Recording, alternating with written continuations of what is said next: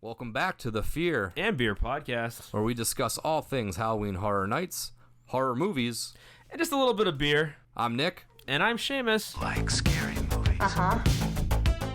Here's Johnny. It's alive. It's alive. It's alive. Did you miss me? Aren't you drinking? I never drink. Why?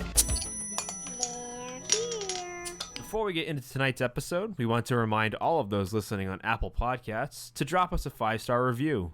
It helps us grow as a podcast and build our audience. If you're listening on Spotify or any other platform, follow us, and don't forget to share with friends and family who might have a little bit of the strange in them as well. And while you're on those socials, Instagram, Twitter, Facebook, be sure to find us, Fear and Beer Pod. Give us a like, share, and you can always message us. We love to interact with all you guys.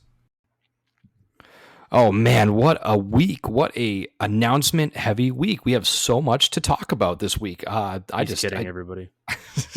He's joking. Nothing. Obviously, if you can't hear the sarcasm in his voice. It could be that we're recording at 10:30 at night, but that besides the point. But yeah, there's been just a host of drops on Twitter. Yep. Here we are. Early July with 3 houses announced. So we don't have much to discuss today, I guess. We did push this recording as last minute as we could in case, Horror Nights wanted to drop something on Thursday at 9 p.m., which probably would have been so beneficial for them. But we've been doing pretty good with getting episodes out pretty fast after announcements, so I guess we really can't complain too much about the timing of things on that end. No. So I guess we'll just talk about some recent rumors. You recently saw The Black Phone. I saw it last week, so we can kind of discuss that a little bit. Saw it last night. So we'll jump into that. Being that this is a throw together 10:30 Thursday night recording, I just got back from the movies. I have to work in the morning. I do not have a beer on me right now. I just didn't plan ahead accordingly and don't have anything in the fridge right now that's worth cracking. I'm drinking cheap beer, so did not have time to go find real beers right now. This week a million brought things to you going on by- at home, so it's just been a crazy week. So Yeah. So we'll throw this together real quick because we didn't want to go too long without giving some content to the beautiful, beautiful people that listen to Fear and Beer, waiting for all these announcements just like we are. So let's get into it a little bit. The most recent rumors are that when Evil Dead came back onto the map, there's been a lot of rumors now that has been pulled. So the Evil Dead house was supposedly Evil Dead Rise, which is an upcoming movie. I think it's going right to HBO. It's produced with Sam Raimi and Bruce Campbell attached to it, and it's kind of like this. It takes place in LA. It's got a lot of apartment buildings and stuff like that, and that kind of goes along to what people were saying, that they're seeing a lot of sets being pulled out of that studio. So something dropped out last minute because the movie ended up getting pushed. So there's no point in putting a house out before the movie. It's a little counterproductive, I think. yeah, it doesn't make a whole lot of sense because one, they may have to give stuff away in the house that could be in the movie or would be in the movie or would give away things from the movie. And if the movie's not going to be out yet, I can't imagine the studio would want HHN giving away things. So it doesn't make a whole lot of sense. It makes more sense to pull it if that's the case. Obviously, this is just rumor. We don't really know anything for fact, but that's what the grapevine is saying, is that this house was pulled because of the delay.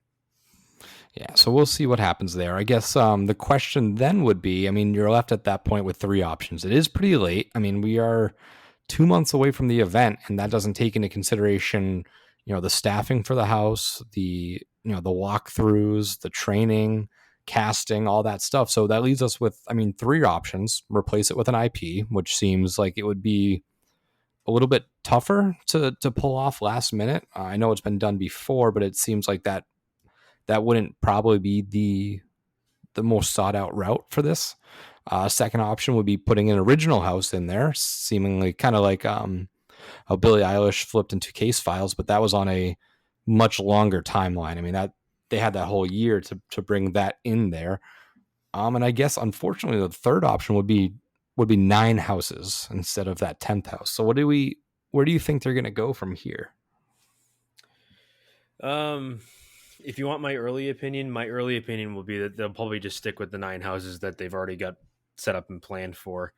I don't know if they'll do a quick turnaround on anything. I mean, there's a chance that they would, but there's no guarantee that that's actually going to happen or not. So my early indication would be that just go with the 9 because, oh well, we have one less house this year. It's not like I can't see that being a huge detriment to many people. I know it's going to stink. I mean, it's not like, you expect 10 houses, but if you don't get 10 houses, one less is not really going to be a deal breaker for me. But I mean, I could potentially see them flipping it to an original last second. It's just that's going to be a lot of work. I mean, I think they've done it before where they've had to flip a house, before, but it's not always probably easy to come up with new ideas using existing structure or framework, because you probably really can't rebuild an entire house from scratch in 2 months. You probably have to take what's there and do your best to mask all the Evil Dead type stuff, if that's really what it was, and be able to make new things or new original stuff, or fill it with things that you have already. So it would take a lot, I think, for them to redo that. But who knows? I mean, they've got a ton of talented people on staff, so you never know. They might be able to pull that off. Yeah, that's a tough one. I mean, I don't think they'll go the 9 house route. I mean, I selfishly don't want that, but it's tough because there's the rumors started to circulate because they saw stuff being pulled out. So it kind of does confuse me a little bit in the sense that you just work an original story, or I mean, if it was set up like a high-rise apartment building kind of thing, wouldn't my first thought would be just create an original concept or original story around that infrastructure, unless they're like dead set on bringing Evil Dead Rises to the event once it releases. But I think you could mask the setting a little bit and create a pretty cool story about that. I mean, it depends. I'm sure a lot of the settings aren't set in stone for originals, so they could just kind of swing something that way. No, I know that, but you've got to consider that they have to make all new costumes probably. Yeah. And unless they're going to do generic zombies and skyscrapers, that's too close. I think that would, if they're hedging their bets on not losing the rights to that movie, then I don't think they want to step on toes or push buttons. So can they come up with brand new scare actors and costumes and everything else in 2 months? They might. I'm sure they probably can find a way to do that, but it's just, do they have enough time to do that, I guess, is the point. Mm-hmm. And then one of the most unlikely scenarios would be IP. And that's a tough one too, because I mean, that's the whole gaining rights thing. So your first instinct would be to kind of look across the coast to Hollywood and see if they have the connections that you can kind of piggyback off of and jump in and be like, hey, I mean, I know it's last minute, but is there something we could swing here? We do know that there's a lot of sets being built similar to the town. Well, not similar to the town. It is the town from Nope, being built over in Hollywood. And I think that's just for the tram ride. I don't know if that's necessarily for the house, but I think it's being rumored as a house over in Hollywood. So, I mean, that might be the easiest route for an IP. But I don't see another random IP coming to the event so last minute, because those you want to lock down early on, because you have to replicate stuff. You have to imagine that no matter what they would do in those two scenarios, they'd have to rebuild some things. They can't just completely use the same sets entirely. They'd have to have some time to rebuild some things. So the question is how much would they have to rebuild, and do they have enough time between now and September 2nd to be able to do that? That's the biggest question, because it's less than 2 months, just about 2 months. That's a lot of work if they haven't started doing anything yet. Because it sounds like it. If this is truly the case, that sounds like it was probably dropped on them last second. They probably didn't expect this to happen. Like, they weren't told ahead of time, so they didn't have enough time to rethink it, I guess, is my point. Like, I don't know if there was enough planning time for Universal to kind of make up their minds as to what they want to do with it, how are they going to convert it, and how much labor is it going to take to do that. Yeah. And when you're like a studio, making a movie, obviously Horror Nights is big to us, but when you're working on like a big Hollywood production that's going to HBO, the last thing on your mind is, while the movie is being pushed, the last thing on your mind is probably like, oh, hey, we should probably, they got a haunted Yeah, house of being made about course. this movie in Yeah, Orlando, they're not. Florida. We should probably give them a call. Yeah, they're not going out of their way to make sure.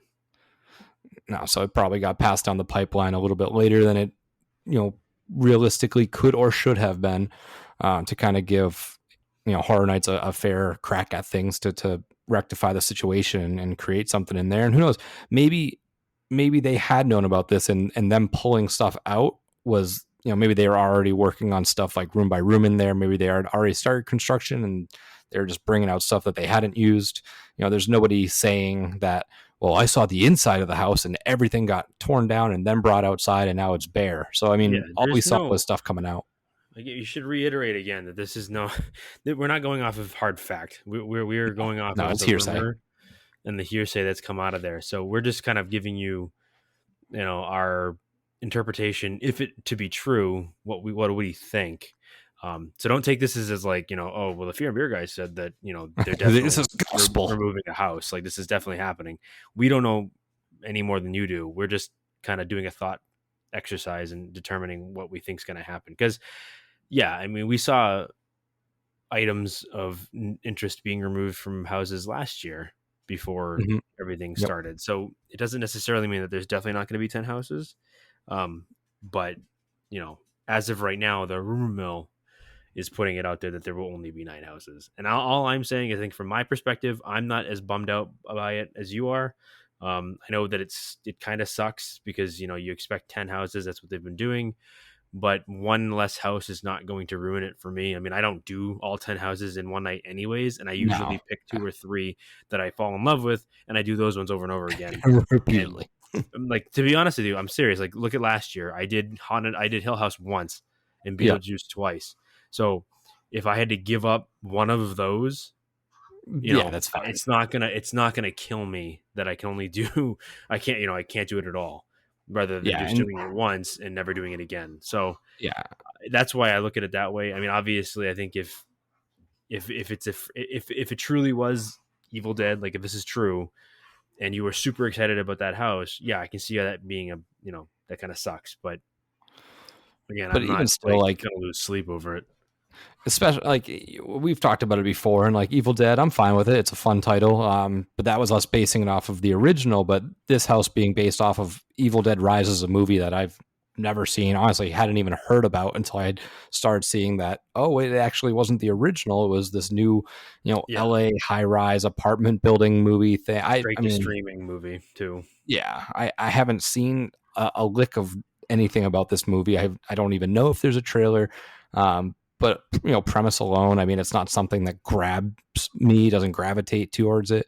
So I mean, if that's what we're losing, then I'm more than fine with it. I do have that gut feeling that they'll pull something out. I think it'll be an original, if I had to guess, just because I think they'll do the 10th house, but I don't think there's enough time for an IP, and I think just hearing them talk about the process of the housing construction and storytelling at that Spooky Empire booth, there's a plethora of ideas that they kind of sit on. I don't think they necessarily have backups like at the ready, because why invest that time on a just not hoping, but on the off chance like this happens. But I think they have enough stuff in their backpack or their pockets that they can pull something out quickly and be like, okay, well, we can work it like this, but it's going to be really quick turnaround. Yeah, I mean, it has to be quick. I mean, I guess to kind of to wrap up this discussion, I think that, at least as part of the discussion, I think that from both our perspectives, what I'm gathering is, like, for me, I don't expect them to do a 10th house if they really did drop this at this point. I don't see it happening. I think you're more along the lines that you could see them doing it.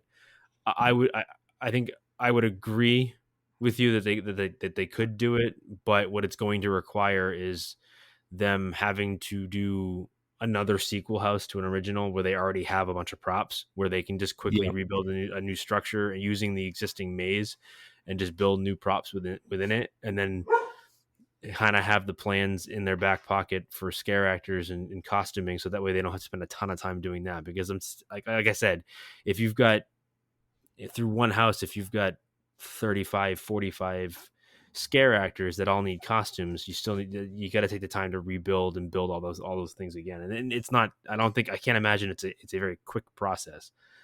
No, I can't. Yeah, I can't either. Because the other thing too is, like, are they going to have to pull staff from other things that they're working on to come over and redo a lot of these things for a new house, because we don't have a 10th house as of right now. So they got to pull people from other projects to do that. And that's, again, the other thing too, is like, are they trying to get everything else done, before the event happens with the existing stuff? And do they have the ability to spare people to do that? That's just my biggest question. Like, I think at the moment, I don't think that they do, nor would I don't think they would worry about it. Like I said, my thing is, like, if they were like, crap, we're losing like 3 houses and we're down to 7, I think that's a more dire situation than it is. Oh yes, we lose one house versus that. It really comes down to, does Universal see it as a huge issue? Are they going to lose a bunch of at the gate ticket sales because they only have 9 versus 10 houses this year? Mm-hmm. I don't know. That's the question that needs to be answered. Yeah, that would be curious too. So, like, if it does go to 9, we're walking down a completely hypothetical road, but if it does go down to 9, what does that do for pricing? Does it stay the same as last year? Do they continue to go up? I don't think they'd have any reason to drop ticket prices. I mean, I kind of see where you're coming from, but I think you would need to cut it in half before you see any sort of like ticket price drop, just because the ticket prices really haven't gone up much. No, like 20-something bucks a piece. Yeah. So it's not like it's been a drastic increase. So I don't really see them doing a drastic decrease because one house isn't there. Would they maybe do, I don't know, maybe cut down on the at the gate single night tickets, maybe, but they're not going to change the prices of the Fear Passes or any of the special stuff. I think that if anything, you might see, rather than it being, I don't know what it is actually for single day tickets, but if it's like $100, they drop it to 90. Like, I can't imagine it being a huge drop, if anything. But I could see at the end of the day, my answer is no. I don't think they're going to do any type of ticket price drop. Yeah, I think they would just not increase. I don't think they would ever decrease it. I just don't think that, if we went down that road and there was not that, 10 house map, I don't think it would increase the price. But who knows? They're theme park, so you never know. But I would be inclined that a non-increase is essentially a decrease, because we're so used to every year, something slowly getting more and more. Yeah, I don't see that happening. Whatsoever. I don't think anybody would see that in any right mind. Would think that the ticket prices would go up in this situation. And to be honest with you, it's not like they're going to 9 houses permanently. It's just this year they ran into a snag with something, and they potentially won't have the full 10 house allotment. I mean, it's not like they're not going to go back to 10 houses the following year if this is the case. No. But again, just to reiterate once more, we don't know if this is true or not. We're just talking out our ass. It could very well be that they have 10 houses. They've got one other one that they're going to put together, and they're going to do it in 2 months, and they'll be ready by opening night. But I guess my point is that if it is true and they do only have 9 houses, it's not like this is permanent. It's not a thing that's happening every year. No, it was just a one-off. So I guess we can get into that second part of our episode, really, is the Black Phone. And you saw it most recently. So let's why don't you give your take on it? I'll give mine, and then we can kind of talk about how maybe this would translate into a house. And obviously, spoilers ahead if you have not seen the Black Phone. I'm sure we'll touch on some things here this is going to be kind of like a mini killer review. We're not going to go through the entire plot line, but there are probably going to be spoilers dropped here and there. Just kind of give you our 2 cents on the movie, and then what we think from seeing it, what are we going to potentially see in the house? I don't know. Do you want to kind of go through your thoughts on the movie first, or do you want me to start? If you can go, that's fine. All right, since it's fresh in my brain, fresher in your mind. I literally just saw it last night. So I saw it a week and a half ago. First time, probably will be my only time watching it in the theaters. I'm probably at this point gonna have to wait till it comes into streaming to see it again. But I I mean, first thoughts, I enjoyed the movie. I was pretty well invested in it. Turns out I actually do own the collection of short stories that this movie is based off of. So there's one short story that Joe Hill worked on or wrote in a part of his 20th Century Ghosts book called The Black Phone, basically the same title. And I completely forgotten it. So that shows you how, I don't want to say strong the story is, but how easily forgettable the story was. Not that it's bad. I mean, this isn't me saying that it's bad. It's just one of those short stories where it doesn't stick with you. So I completely forgot that I'd even read it. Ooh, I read read it. it in the book. I read it so well. Um, but basically, I had completely forgotten I had it, and then I kind of Googled a little bit during the movie, and I used my phone. And found that the story was actually from that collection of stories. I was like, oh crap, I actually had that at home. So I watched the whole movie, enjoyed it, had a good time. Came home and sat on the toilet for 20 minutes and read the short story again, just because I was like, I don't remember reading this. And after doing that, I realized that much like any adaptation, they basically took a 20-page short story, because it's all it is 20 pages in this small book, and turned it into an hour and 45-minute movie. So you can see that for the most part, the movie follows the key points of the story, but does its own thing. A lot of the story beats, a lot of the things that happen in it are very, very lightly touched on in the short story, like barely touched on, but there for a paragraph, and that's it.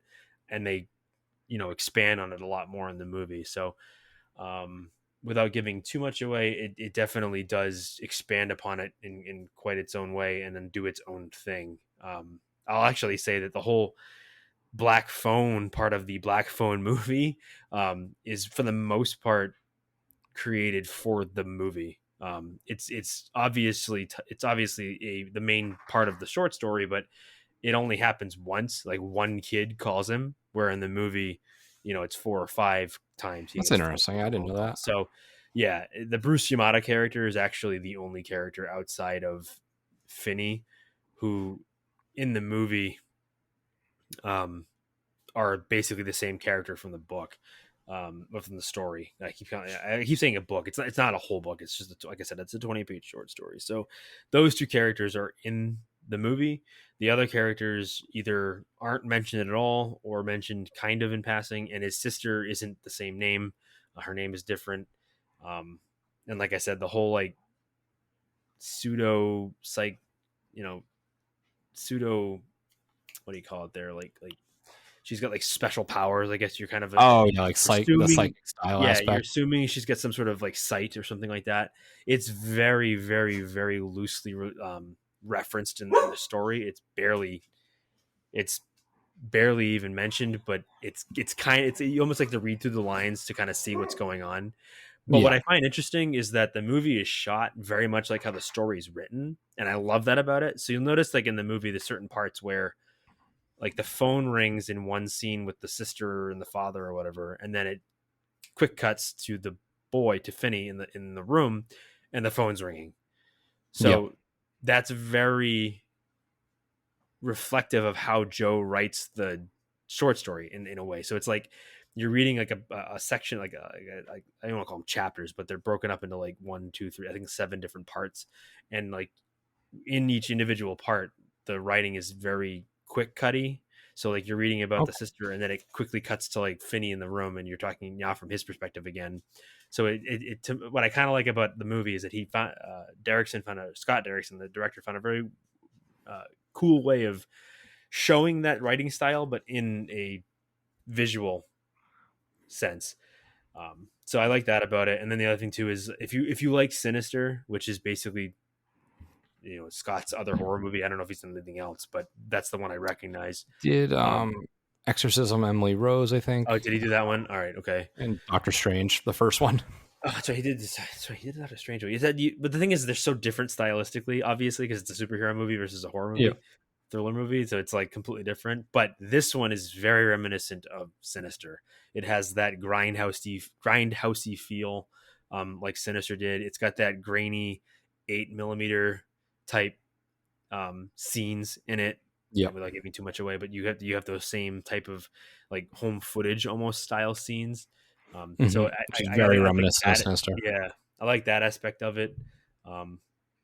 But yeah, I mean, the only problem with that movie is that again, you're working off a 20-page short story, so the characters don't have a ton of um, character build at all. That they're very two dimensional. Not that you don't like a lot of the characters. Like you do like Finney for who he is, for what little you actually learn about him.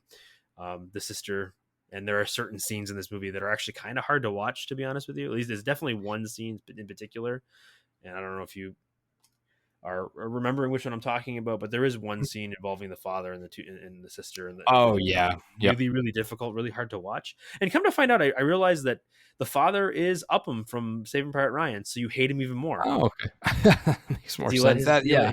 he let I his mean, comrade die. So now I'm like, I hate you even more now.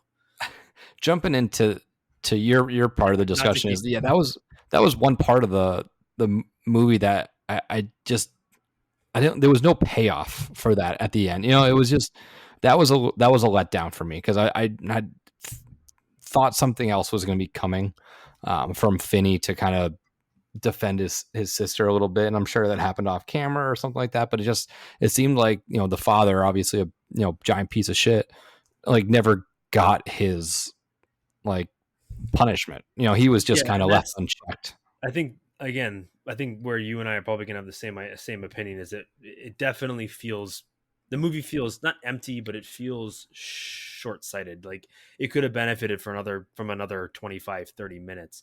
Hmm. And I think that a lot of times that's not something you say about movies, in particular horror movies. Like you don't need an extra 35, 40 Yeah, minutes no, usually we're in like, a cut lot of these this, cut movies. this. Yeah, a lot of it's like it's too bloated and there's too much going on. And I don't need to know all this, but for this movie, I think it would have benefited for a little bit more from a little bit more time and a little bit more time with the characters. But again, at the same time, working off the source material, there's not a lot there. So depending on who wrote the script, I don't know if I actually don't know if Joe Hill adapted the screenplay himself or if somebody else did it off of his work and he was just kind of there as like a producer and you know like help, like basically Yeah, assistance to it. I would yeah. assume, much Scott like most Derrickson, authors, Scott Derrickson wrote the screenplay he did. Okay, so along Scott with Derrickson did. Robert Cargill, who was also with him on Sinister and Doctor Okay, Strange 2, all right. or Doctor So Strange that 1. so that makes that actually makes sense. So Joe Hill didn't really. I mean, I'm sure he was there to kind of like give pointers to him, but he didn't treat the screenplay himself, and that makes a lot of sense. But part of it's because again, the story is very short. It's not a very long story, so they had to take a lot of what's there and build off of that. Now, I think for me, the one aspect that is basically completely different and is completely out of the mind of Scott Derrickson. This is going to kind of lead us into the house part of it too. So I'll let you kind of talk about how you felt about the movie before we do that. But the character of the grabber, Yep. Ethan Hawke's character, they actually don't. I don't believe they credit him by the character name. I think it's just the grabber. That's how they refer to him the entire movie. But in the Yeah. story, his name is Al, Okay. and he's a fat bald guy. Whereas in the movie, he's Ethan Hawke, who isn't looking like he's not too ripped. We've seen him with Yeah. a shirt off It's a looking couple a little times. swole. He's He's mini he's swole. got a little bit of a beer belly, but he's definitely not fat. In the book, the story, he comes off as a lot more hefty, bald. He looks a lot different, or at least you picture him to be a lot different than what you see in the movie. But Homer what they do Simpson. get exactly, but what they do get right, I think, is how Joe describes the bad guy in the grabber in the story. Very much fits the character of Ethan Hawke, or Ethan Hawke's character in the movie. I think that's really great. But the thing with the masks, that's completely fabricated for the movie. That's nothing to. He doesn't wear masks in the story. So Mhm. that's something that they came up with, which I think works because you have to kind of visualize the bad guy, and in books and stories, it doesn't always work that way because unfortunately, the way most authors write is it leaves it up for interpretation by the reader, which I think is a good way to do it. Sometimes it can be done right, sometimes it can be done wrong, but so that's kind of cool. And we'll kind of lead into like the house a little bit based on that because that's honestly visually the most striking thing about the whole movie is his the the way his masks change throughout the movie, which I think is really creepy. That might be the creepiest part of the movie. But before we go into the house, if you have any other thoughts on how the movie was for you, if you have any uh, differing opinions on some of it, I think to end my point, I liked it. Wasn't wowed by it, but also wasn't um, underwhelmed either. Yeah, I mean, I think I'm kind of along the same lines as you. Honestly, there was a good movie. I did enjoy it. I like I said earlier, I think there was some parts of the movie that were left unchecked. Uh, I think the big redeeming qualities of this movie were Finn as the actor. He did a great job and Yes, I think he carried the honestly, whole movie. I mean, I think honestly, to be honest, that's we said it three more times. To be honest, I think that most of the most of the actors in this movie did a great job. I don't Yeah. think there was really any bad acting necessarily. But yeah, continue. No, I'll let he you was continue. great. His sister was hilarious. Yeah, she was really It good. was a good, quick little story on a very delicate matter. I thought that the masks, which I did read those were created by Tom Savini, so he Okay, did the masks for this. I that liked makes it. sense. I thought it was an interesting concept. It took me a little bit to kind of pick up on the like, oh, he's on the phone, but he's not on the phone. It took a little bit of going back and forth, much like you said, the whole grindhouse aspect of it, where it cuts to those like the reels, very similar to Sinister. I really liked that. Um, I loved that aspect of his like outside persona, the little magician with the black balloons. I was kind of hoping to see more of that More in of the that, beginning, yeah. because that was a cool little, uh, you know, concept, I guess, or style. Obviously, I don't want to just see a movie of kids getting abducted into vans, but it Yeah, I was feel like it was a portion of the character that could have been shown a little bit more. I think. I I feel like I think I agree that I think a lot of people think the same way. Like I think they didn't do enough. They didn't show him like I guess they didn't show his character enough. I mean, I think it works for the movie in certain ways, but in some certain ways, I think they could have replaced some of the stuff in the beginning with more of him. But I still do. I do like how how they referenced him in the beginning of the movie, where you'll see a character or a child, one of the teenagers, and they're riding their bikes down the street or whatever, and you see the black van come out of shot, and then it just kind of fades to black, and that's your cue to know that all right, well, he just abducted this child. At least that's what Yeah, we think is happening. Um, but you're right. I think with there's just they started too much and didn't really tie every end up. Like there was really probably no reason to have the father be the way he was, but because there really was no yeah, it not didn't really do much for the story. yeah, there was no redemption arc. I mean, not that you need a redemption arc for the father, but it was kind of like he was an asshole in the beginning of the movie, and then when Finn was saved himself and got out of the house, his father was like, "Forgive me," and we're Yeah, supposed to just have them, be like, "Oh, it's okay, Dad. You're an asshole, but you're like, not an oh, I'm asshole anymore." instantly not an alcoholic, abusive piece of Right? shit father. Like Everything's better now. I Like, know, and I don't know. I honestly wish that. And again, this part is completely fabricated for the movie because in the short story, the father and the mother's still alive. Spoiler, she's not dead. Um, and really, the only thing that's referenced of the father and the mother is that Finney is telling a story or narrating a story to the reader that his mother and father one night just got pissed at each other, got in another argument, and she left. So she's still alive, but she doesn't live with them anymore. Gotcha. I don't like that in the movie they tried to explain away why the daughter or the sister had, and I'm forgetting her name from the movie, and I feel bad that I just saw it and I forget it, but um, I don't like how they tried to explain why she's having like dreams that can see the future, kind of, I guess, in a way. Yeah, that was. That the I mother think it did was it too. It's like Gwen. I would rather it be just leave it ambiguous, like the story, like in the short story, how it's ambiguous. Like it's you can read it there, but they don't explicitly state that. Oh well, she can actually see the future. That's how she found him. Um, Mhm. it's just really it's really vague, really ambiguous, and it only covers like maybe two paragraphs. explaining how like she ends up on a street she didn't know was there, but she somehow knew that the street was there and the house where he was. So like I think they went into that more in the movie, which is fine. I think going into it more in the movie is fine, giving her more of a role in the movie. But you didn't need to be like, oh, well, your mom had these dreams and they weren't real and this, that, and the other thing. Just, Yeah. I would rather it just be like, just leave it that way. Like, Yeah, because I don't want in this movie that's like very like real, there's not much, it's not a Jason Voorhees, it's not a Freddy Krueger, just the supernatural aspect kind of throws it into that. I mean, is it real? Is it not real? Kind of like leave it ambiguous. Don't try and tell me she can see the future and like there's essentially a mutant. That was the one thing where I was like, I wanted it to be straight up, just ground level, real world survival style versus the like, oh, the sister has psychic right. abilities, and I guess yeah, I was like, just that's gonna say, my you can point. play the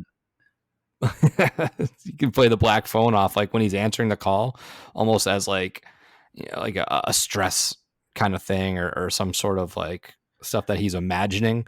I can see past that and not be like, oh, he's really taught, stuff like that, but having like the psychic ability aspect kind of threw it a little bit for me. I mean, I could see like that being a thing where it's actually his mind playing tricks on him. Mhm. In the sense that, much like at the end of the movie, or basically near the end of the movie, where he was like, when Rob, the character, was telling him that, you need to learn to stand up for yourself. Like, I could totally see like his subconscious being the one like telling him that he's hearing these voices only to get him to stand up for himself and free himself from the situation and kill his captor. Mhm. But at the same time, the supernatural side of it, I think, works. I just don't. I just wish that I just hate that like she has the visions, she finds the house, she gets the cops to show up, and then it just doesn't like they're at the wrong house. Like she sees the Yeah. wrong house. Well, You know what I mean? right Like I feel house, like it but was. wrong house. Yeah. I know, but my point is that like it's almost like she didn't have any payoff. It's like, oh, it kind of worked, but in the end of at the end of the day, Finn freed himself. He didn't need her to find him. Yeah. You It was just see what I'm all saying? too little too late.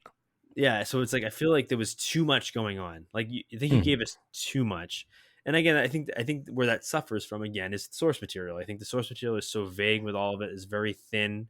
There's not a lot going on, and it's really short and to the point. Where the movie was drawn out, because it has to be because it's a movie. I think they filled in parts of the movie, or they filled in parts of the story that weren't in the short story in the movie that shouldn't have been, and they should have filled in other parts that weren't filled in, I guess is my point. Yeah. Like I liked It the definitely stretched. like I like how they added more in the basement with Finn, like talking to more ghosts. I was fine with that. Mhm. Giving him different ways to maybe potentially get out of the situation he's in, because again, they only had the one voice he talked to in the story. So I like that part of it. I just didn't like them trying to explain why the sister was the way she was. That should have just been left alone and just let her kind of have the visions. Like that was Mhm. all fine. But the thing is like when like I said, with the dad and everything else, like they could have easily just played him off as an absentee drunk father and left it at that. Yeah. Instead of having it would have been to the have same him thing. be like more of a direct asshole to the kids because Yeah. he's doesn't want her to have the same future as his mother or as her mother. Like Yeah. that's silly to me. But I don't Yeah, know. you could have had that same, like you just said, that same storyline of he's not around, and you could even make it that like you don't even have to make him that he's a bad father. You can make him like just out working constantly because he has to provide for two kids. He has to pay for this now that his wife is dead. You could have it in that sense, and then you could have him not wanting the daughter to believe her visions because that's what drove her mother insane, and this is why she's not with her. You could do that without having him just be the piece of shit. Right. Exactly. That's how I look at it. But no, I mean, overall, I did enjoy it. It's not something that, I mean, it's weird because this is a movie that I feel like horror movies come out and instantly, whatever new horror movie comes out, especially around this time, everyone is like, oh, this needs to be a house at Horror Nights. This isn't a movie that I would have seen and been like, oh, this would make a great house. So I guess it's a good segue into our next discussion. And how is this going to work in the horrors of Blumhouse house? Because I mean, it will benefit from only having to fill up half a house. So a movie that's fairly limited in settings Yeah. doesn't have to be responsible for an entire house. So it No, benefits in that way, but still, it's going to be a little bit of a stretch, I'd think. I think I'm with you. I really kind of see this house being carried pretty heavily by Freaky. I think the Freaky part, like the first, like if Freaky's first, like the first 5 rooms or whatever it ends up being, the Freaky rooms will carry the black phone rooms, because to be honest with you, there isn't a lot of settings in the black phone. Like you're gonna have Yeah. potentially like an outside scene with the van, Yeah, and I would expect some scene and like an that Ethan with the character. balloons and But then the at that magician point, style. like yeah, and then like after that, like what do you have? You've got a basement scene. That's basically what it is. And I mean, obviously you're gonna have the one eponymous basement scene with where you walk in, there's gonna be a black phone on the wall and it's gonna ring and scare you, and then Yep. that's gonna distract you from another Ethan Hawke character who's gonna come out of nowhere. I mean, I could see, certain set pieces like the brother getting the axe in the head, or Yeah. you know, um, other aspects of that. But I just, what are they gonna do? I mean, this one's really hard for me. Like, it's gonna be Yeah. hard for me to I mean, I guess if they just do 5 different basement scenes with different with different Ethan Hawke scare actors and different masks. But honestly, I think the best part of this house for that part anyways is gonna be the scare actors. Yeah, I mean, they're And gonna have to carry costuming. this aspect of it. Yeah, I just don't They'll see break how the this is base. gonna work. Yeah, I think they'll break the basement up into different rooms. Like I think one room could be that mattress with the black phone area, and then a whole nother room would be like the maybe the meat box area or the freezer area. Or, I think they'll divide that room up so that way it's not just the same room re-entering, which is what they did with Happy Death Day, because I mean that's pretty much the aspect of Happy But Death Day. It was wake yeah. up, wake up, wake up, and that's what it was. The house was, you kept entering the same room, and it was just a different scare every time. But I hope they heard the backlash on that and took that into consideration, because I mean, and who's to say it's a 50-50 split? Maybe, like you said, Freaky is, that carries this house, and maybe it's like a 6-4, just, assuming there's, out of 10 rooms or whatever within the house, maybe Freaky gets 6, Black Phone gets 4. Like you said, one is, some sort of outdoorsy scene with the van and the balloons. Next scene is, the room with the phone. The next scene is maybe it's him upstairs, with Ethan Hawke's characters, like, if we have a character in a chair, pretend sleeping, Yeah. and that's a scare. There's Dog. 3 right there, and I guess you could do different aspects of the basement, with like ghosts. The kids on the phone could be, you could have a character playing on the phone, and then the ghost person comes out from the other side. He's kind of the distraction. So they kind of pinball you that way, so that you're looking at the kid on the phone, and then the ghost kid screams in your face or something like that. I mean, you have the little bathroom in there. I know it's all one room, but you could divide it into different rooms within a Horror Nights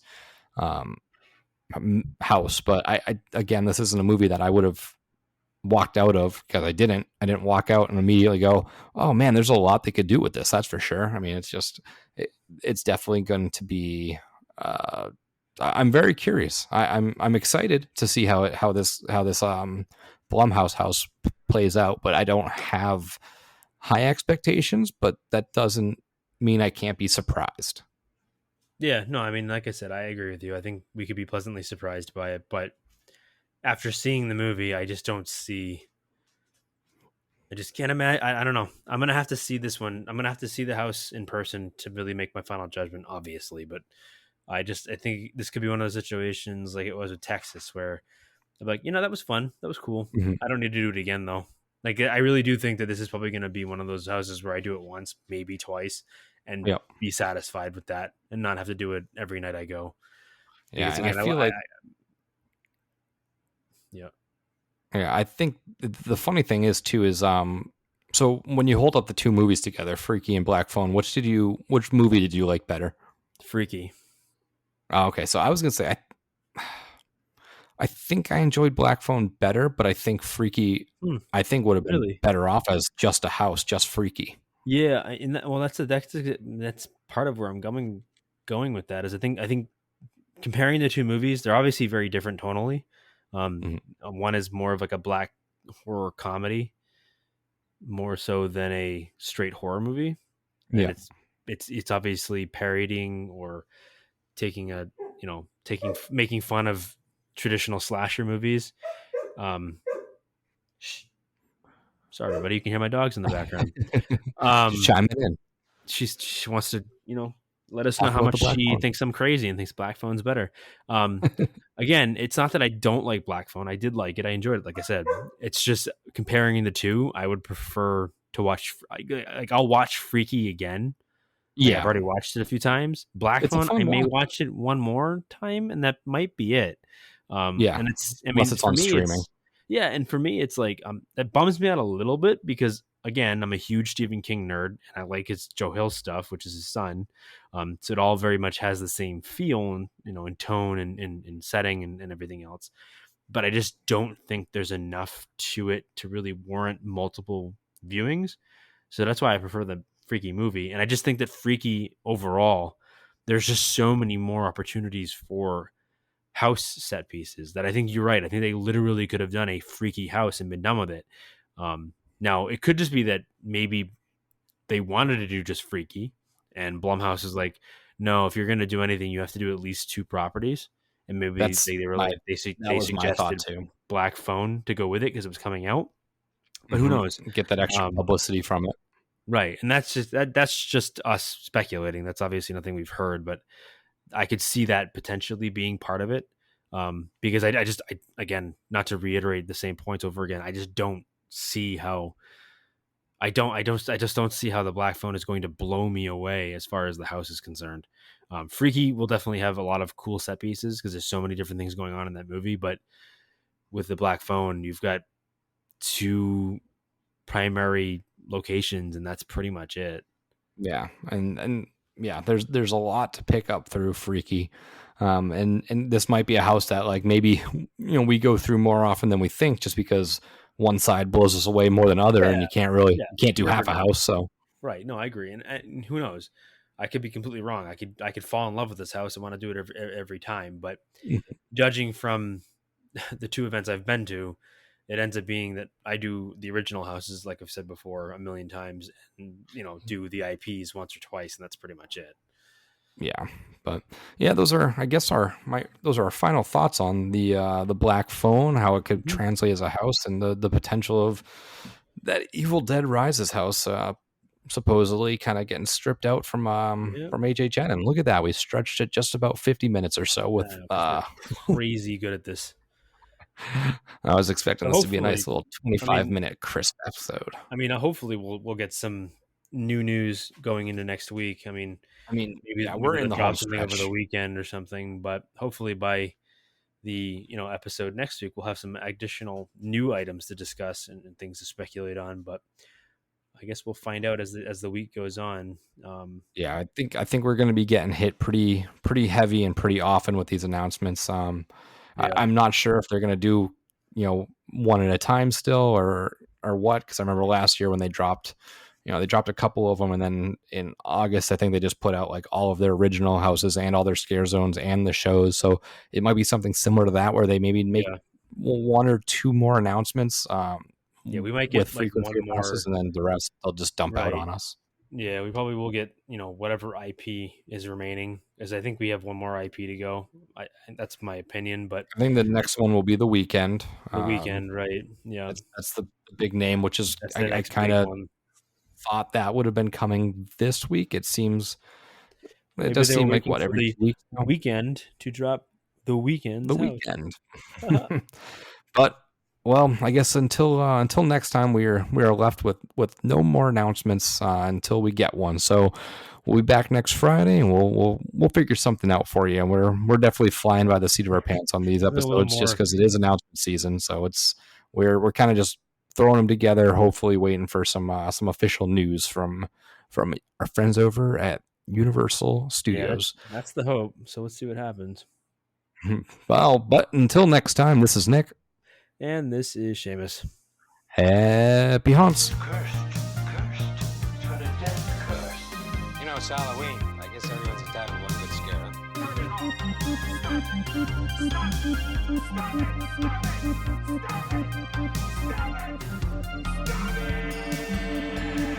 And again, I would just like to thank Vampire Stepdad for letting us use his music for our intro and outro music.